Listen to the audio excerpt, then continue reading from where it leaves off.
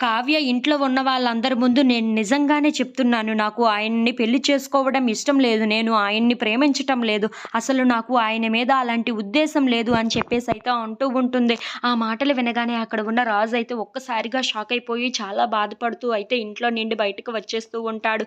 ఇంతలో అక్కడ ఉన్న కావ్య కూడా రాజుని తలుచుకుంటూ చాలా బాధపడుతూ ఉంటుంది. ఆయన ఎంత బాధపడుతున్నారో ఏంటో నేను ఈ మాట అన్నందుకు అని చెప్పేసైతే అనుకుంటూ అలా రాజుని తలుచుకుంటూ అయితే బాధపడుతూ ఉంటుంది. ఇంతలో అక్కడ ఉన్న రాజు మాత్రం నేను కళావతి గారిని ఎంతగా ప్రేమించానో ఆవిడ నాకు చాలా దగ్గరైపోయింది.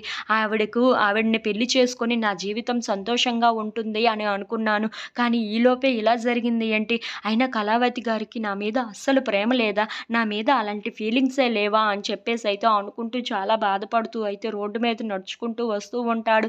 ఇంతలో కొంతమంది రౌడీలు అయితే బాగా తాగేసి కారుని విచ్చలవిడిగా అయితే కారుని నడుపుకుంటూ వస్తూ ఉంటారు. ఇంతలో అక్కడ ఉన్న రాజైతే రోడ్డు మీద అలా నడుచుకుంటూ వెళ్తూ ఉండగా అక్కడ ఉన్న రౌడీలు అయితే ఒక్కసారిగా రాజును గుద్దేస్తూ ఉంటారు.